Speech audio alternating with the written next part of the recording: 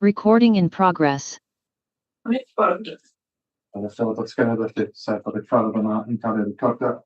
meeting is being recorded for minuting purposes. It will also be broadcast on the internet. If you're not happy with that, please leave the meeting now. Okay, thank you very much. Before we start, that's the officers who present the applications to make themselves known as well. Thank you. Any apologies? Yes. Delyth Lloyd Griffiths, Nia Owen, Wyn Thomas, and Einir Wyn Williams. That's also said that they. Any expressions of interest, declarations of interest? No? I'd like to propose that they're correct. Would anyone like to second? Any matters arising? No? Reports by the Director of Planning.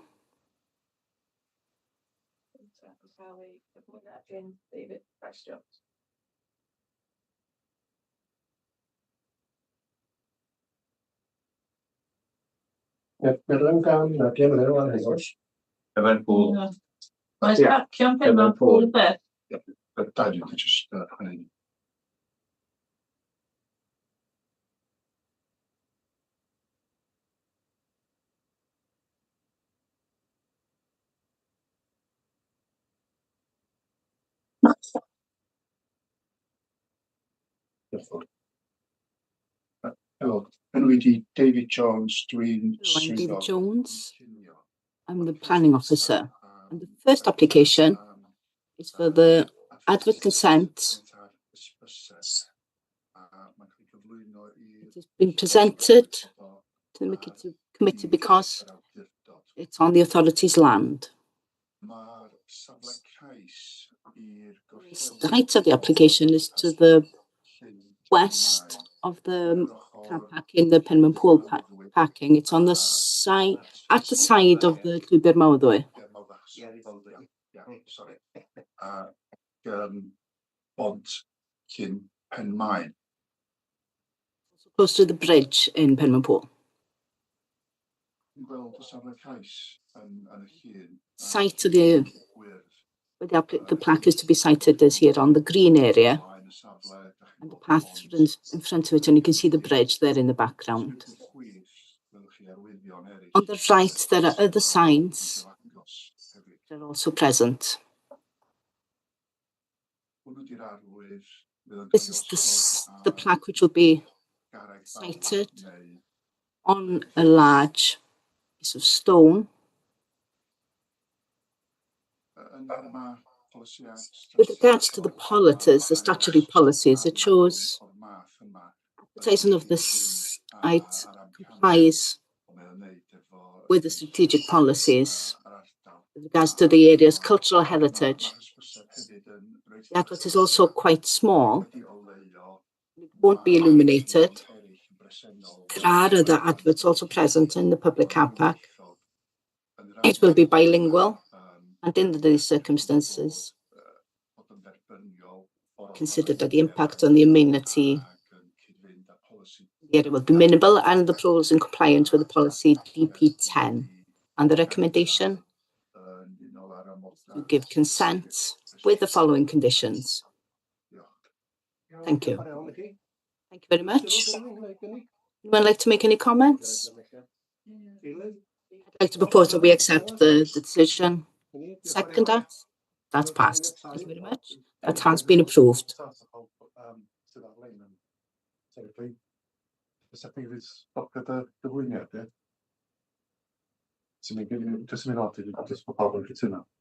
Okay. We need to make sure that everyone agrees. Does everybody online agree as well? Can we have a show of hands? Thank you very much. Polisi 28 dyma'r arwyddion y Gymraeg neu dwyieithog ydy'r blaenoriaeth i'r Gymraeg. Isio bod hynna digwydd hefyd. To ensure that they give priority to Welsh on the signs as well. Thank you very much. On now. Second application.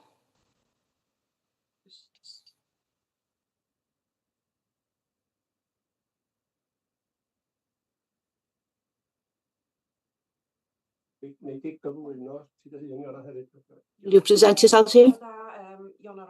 I'm Iona Roberts. We'll be presenting this application on behalf of the PAC. So this application is to vary condition 2, agricultural work and occupancy, attached to a planning permission, dates back to 1973. Rural enterprise dwelling condition.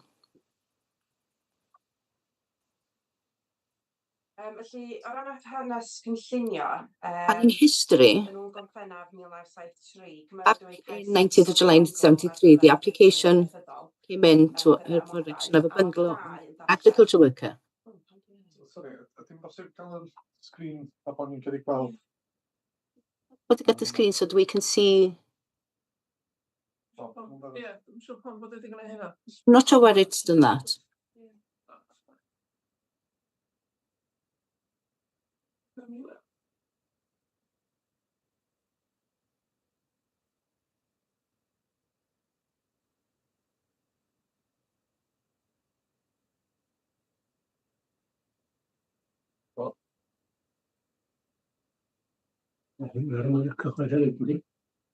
Yndi.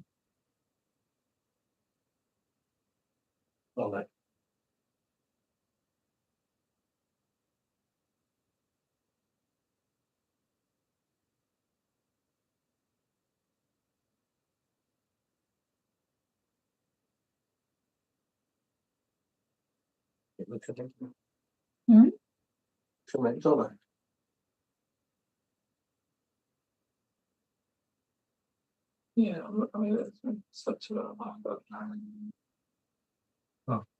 no, no.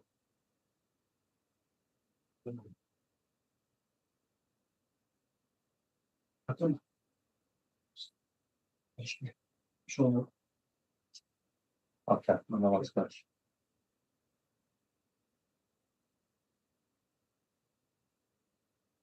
Oedd y well efo'r bobl sy'n gweithio ar y uwch. Ie, top. Ond mae hwnna'n iawn hefyd. That's okay now. Gofyn am gorau sy'n dod.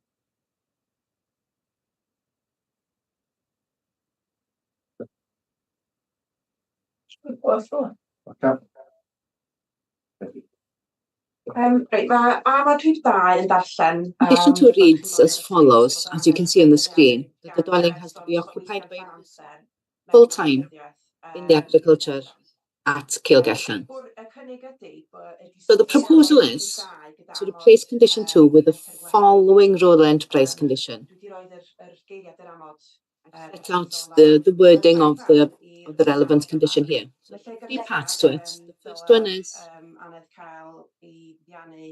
business should be restricted to those who solely or mainly working on the rural enterprise in the locality where it is or was a defined functional need. If there's no specific opinion what local area is in this condition, nature of the rural enterprise, that means that the work needs to work within the local area or very, very close to it.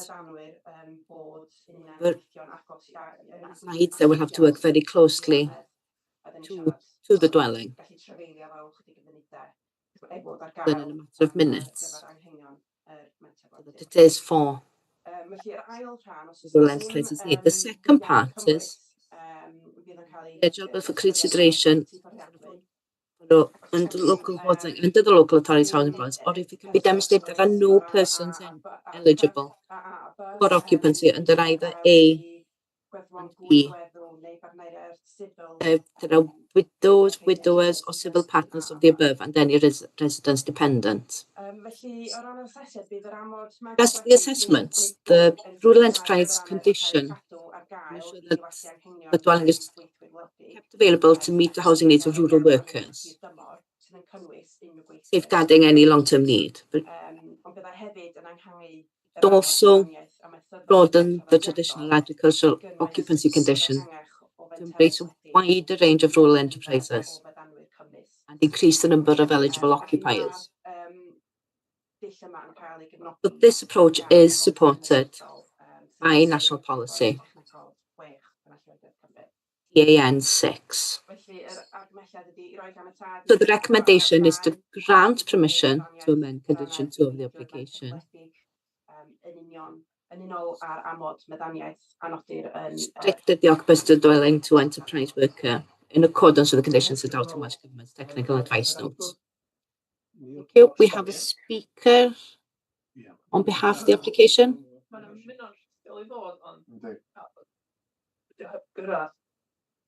Arrived yet?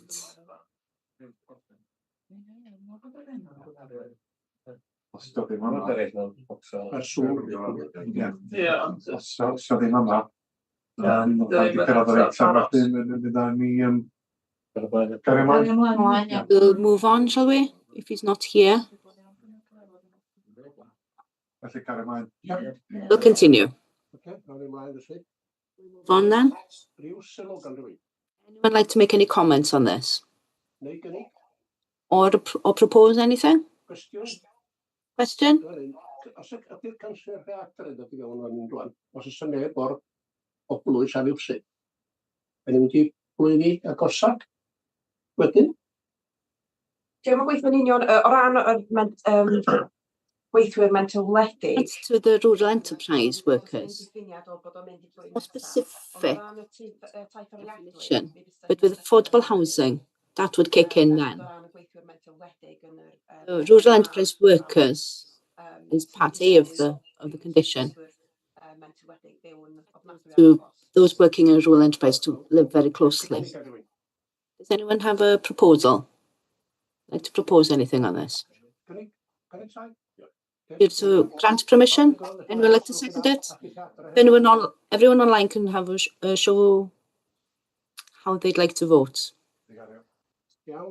That's carried. So that has been approved. Move on. Sgergeiliog. And the applicant is Natural Resources Wales.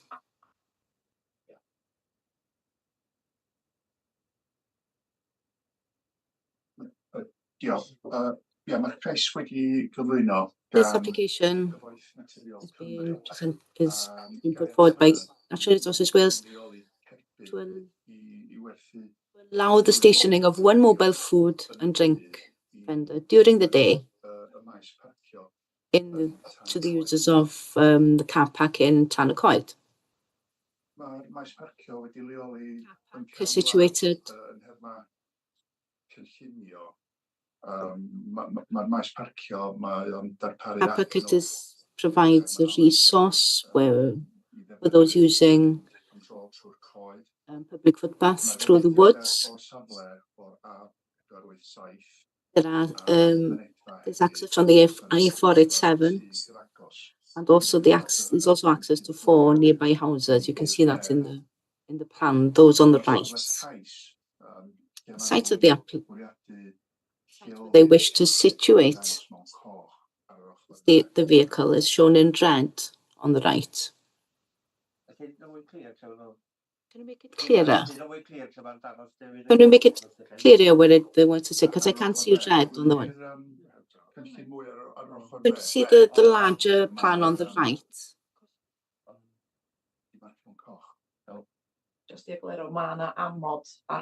There is a condition. Ask them to agree to the exact location within that red area. So the area itself, where the trailer is situated, isn't set out there. That's the site of the application. That's what they've proposed as part of the application. But there is a condition asking for more details on where it will be situated exactly. But that's what we have in front of us. So what the judge was asking was where exactly on the green bit will it be situated. Is that what you meant? You know, I just want to see where on the green bit, you know, where the trailer would be. Mae'r rhan coch na'r ochr dde. The red bit on the right is to the west of the car park. Weld y siap. You can see the shape. If you look on the left-hand side of the car park, surrounded in blue, if that makes any sense. So it's on the west of the car park. If you could show it with your pen or with your cursor, that would help. This here is the red area, the west end of the blue bit. I don't know if you're familiar with the car park. This is the access point on the A487. You can come in through this end. And you can see this red area in the pictures here. You can also see the trees around the car park.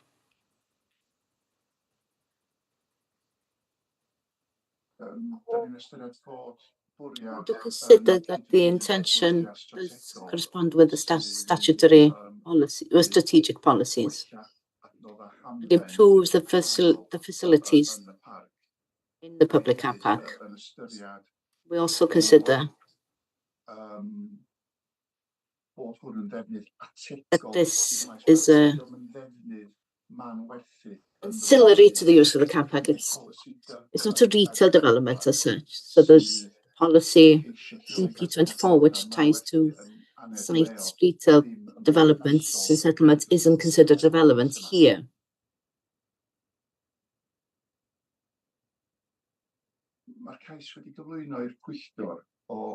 Application has come in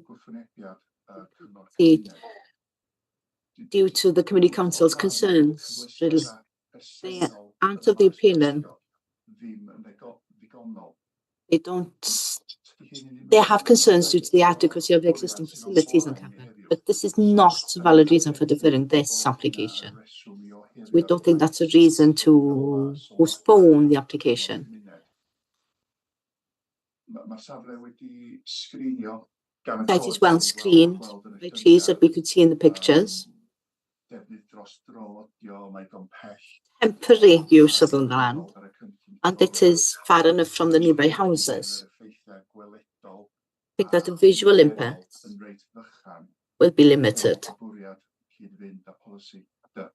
It is compliant with the policy DP10. So the recommendation is to approve consent with the following conditions, which you can see on the screen in front of you. They lessen the impact, any possible negative impact, by monitoring the hours of operation, waste management details, the use of bilingual signs in any developments. To adapt condition 2 and 3 just to correspond with the biodiversity enhancements report that we've just received. Just a quick question. Did you about any adverts on the main road, like signs or anything saying cafe next place? Then they'd have to apply separately for those. There's a condition there. Signs within the site, which don't, they can aid by the van advertising what they sell. but they'd have to apply for those types of signs separately. I drive quite a bit around that area.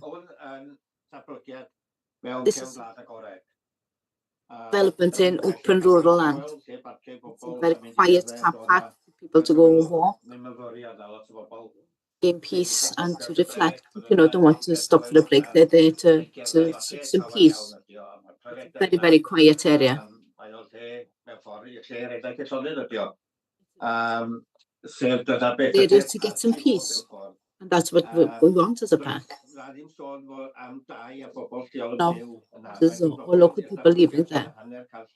The neighbours are within 50 yards, dependent on where the cannon was. That's why I asked where it was exactly, because the houses are very close. They're not very happy. There will be noise there. They're worried of vermin, attracting vermin to the area. This isn't a retail area, and it will bring nothing into the local community. But they will need to insert signs on the road, so there will be more signs on the road. I know a number of people have passed this area without knowing that it's there. Unless you know about the area, you won't necessarily visit it.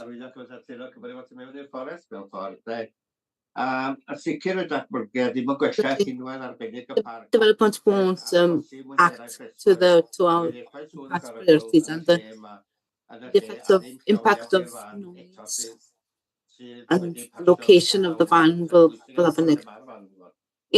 That's why I was emphasized. I wanted to know where the van was.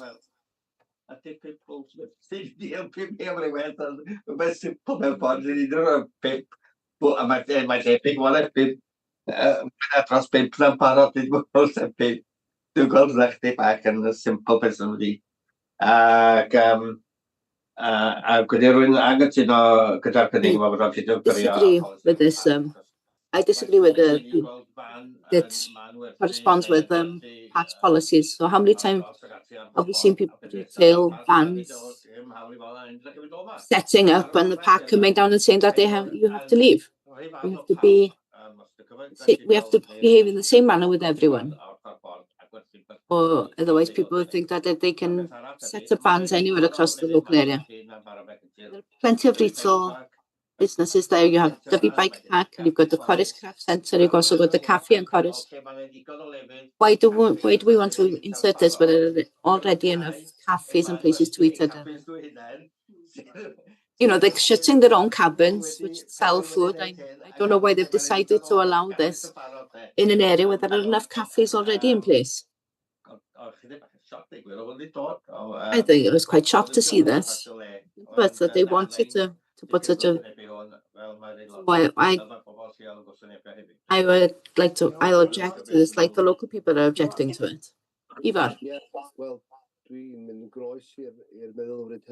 I'm going against that perspective, I'm afraid. Can you hear me?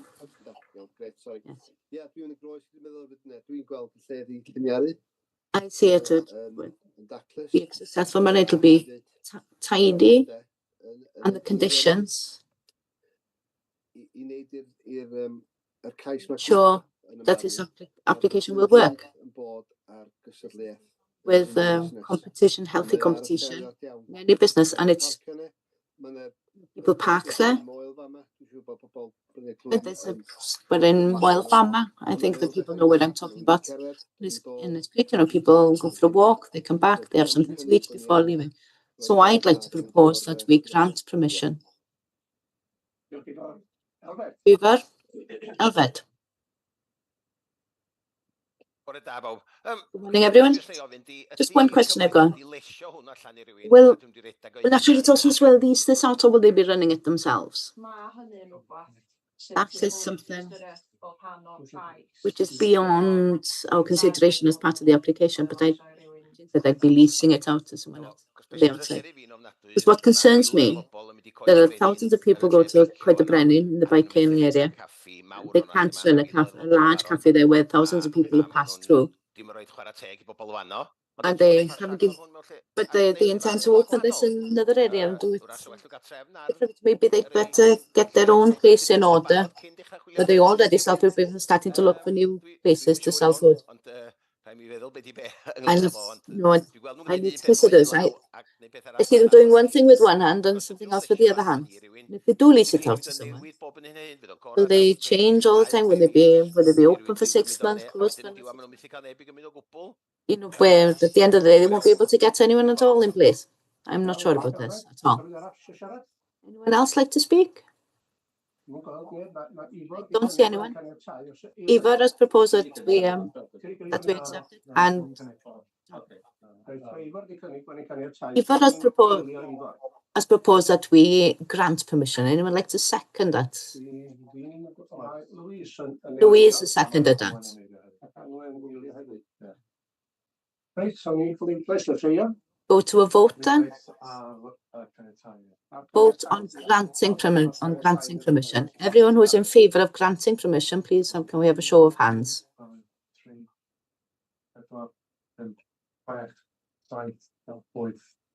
Now. How's in erbyn? Everyone against? Okay. Dwi'n gwybod yn ysgrifennu gyfreithu, ond mae wedi pasio beth bynnag.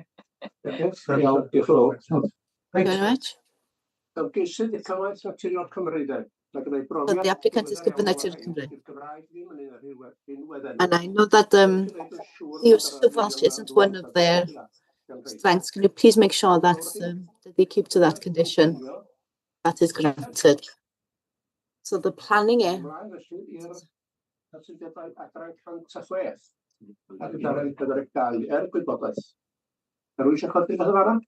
like to say something under the 106. Then awaiting further information. And would like to say something on these?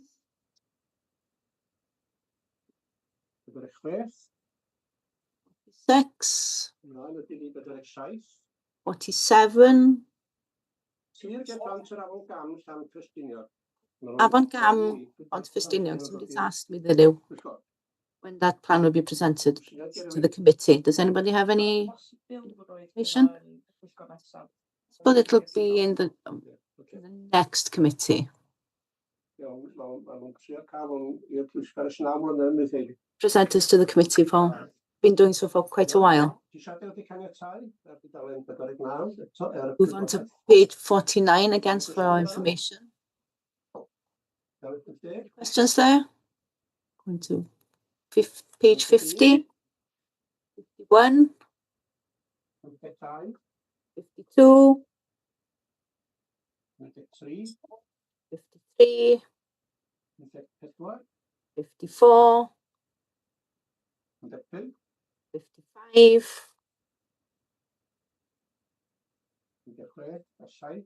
56, 57. Applications refused. Again for information. 8, 59, 60, 61, and 62. Okay. Appeal decisions. Who's there? The appeal is dismissed.